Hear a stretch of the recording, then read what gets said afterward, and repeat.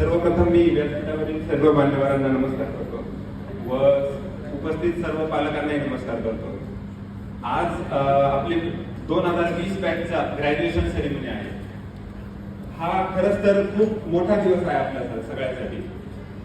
5.5 वर्षापूर्वी 5 फेब्रुवारी 2021 ला आजही आठवतं की कॉलेज गेटच्या आत जेव्हा एंटर केलं तेव्हा डोळ्यामध्ये डॉक्टर बनण्याचं स्वप्न होतं, पण मनामध्ये भीती होती। हा प्रवास काही सोपा नसणार आहे आणि खरंच तो सोपा कधी नव्हताही। पण आमचे सगळे कॉलेज व कॉलेजमधले शिक्षकांनी तो सोपा न वाटणारा प्रवास आम्हाला अगदी सोपा करून दिला।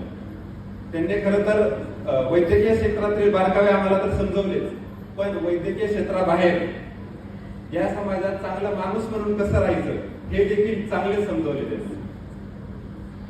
आणि आमच्या या आजच्या सक्सेस मध्ये सर्वात मोठा आणि सिंहाचा वाटा हा आमच्या आई वडिलांचा आहे। खरं तर आपण जेव्हा लहान असतो तेव्हा आपल्यासोबत एवढ्या चांगल्या ज्या गोष्टी घडतायत त्या गोष्टींची आपल्याला किंमत नसते, कारण आपण कळत नसतो। पण जेव्हा आपण मोठे होतो, जेव्हा आपल्याला वाटतं की या गोष्टी बोलायला पाहिजे होती आई वडिलांना, तेव्हा आता आय लव्ह यू आणि थँक्यू म्हणायला हृदय जड जातं। कारण थँक्यू आणि आय लव्ह यू म्हणायला गेलं की आपण रडायला येतं आणि बापा पुढं आई पुढं रडायचं कसं 24 समजतंय। मग आपण रडलो तर परत आई रडेल, बाप रडेल, मग परत काय होईल, रात्रीच्या वेळेला एकाच ताटावर बसायचंय, मग तो ऑकवर्डनेस।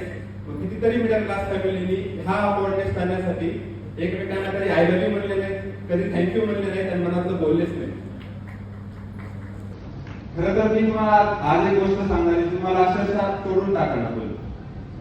आपल्या आई वडिलांचे जास्तीत जास्त 25 ते 30 वर्ष राहिले आपल्यासोबत, मॅक्स 25 ते 30 वर्ष। आज तुम्हाला विचार करायचा आहे आपल्या आई वडिलांचे जे 25 ते 30 वर्ष राहिलेत ना, ते आपण कसे घालवणार आहोत। जस्ट इमॅजिन, कारण आपल्या सगळ्यांना मेडिकल कंडिशन, हॉस्पिटल सगळ्यांना येणार आहे, देव आपली परीक्षा घेणार आहे, डेस्टिनी आपली परीक्षा घेणार आहे। हॉस्पिटलला गेल्यावर भावभावनाच वाजवणार आहेत की आईला मी सांभाळू का तू सांभाळणार, बिल कुणी द्यायचं, बापांना आयुष्यभर जी 2 पोरं सांभाळली त्यांच्यात वाजवणार की तू ह्याचं बघ तू त्याचं बघ, मग किती दिवस आईसीयूत ठेवायचं, मग काहीच नाही म्हणा तो व्हेंटिलेटर काढा, जगूया आपला, मरू द्या आपला बाप। ही वेळ आपल्यावर नाही पाहिजे। ही जी 25 ते 30 वर्ष राहिलेत ना, ती अशी जागा आपल्या आई बरोबर ती शेवटी बाप म्हणला पाहिजे की मला डॉक्टरची गरज नाही, जाता तुझा दिवस 4 दिवस तुझ्या बरोबर 4 दिवस होतो, मला जाता बरं वाटत जातं। आणि हा रिअलिटी फॅक्ट आहे, रिअलिटी। आता ऑकवर्डनेस ठेवून उपयोग नाही की नाही का की बोलू शकत नाही किंवा काय नाही। त्यामुळे आज या सगळ्या पालकांसमोर मी माझ्या आई वडिलांना म्हणतो, आई आणि पप्पा आय लव्ह यू आणि थँक्यू तुम्ही जे काही केले माझ्यासाठी त्यासाठी। खरं तर आपल्या नावासमोर आज खऱ्या अर्थाने डॉक्टर पदवी लागत आहे, पण ही काय फक्त पदवी नाही, ही माणुसकीसाठी आपल्या खांद्यावर दिलेली जबाबदारी आहे। आणि मी आपल्या सगळ्यांना आश्वासन देतो की आमची 2020 ची बॅच नक्कीच या जबाबदारीवर पार पडेल। आता मी शेवटी एवढंच बोलतो की वडिलांच्या संघर्षाला मी स्वप्नपूर्तीचं दान करेन, वडिलांच्या संघर्षाला मी स्वप्नपूर्तीचं दान करेन। आभाळाही होईल गर्व, मातीही अभिमान करेल।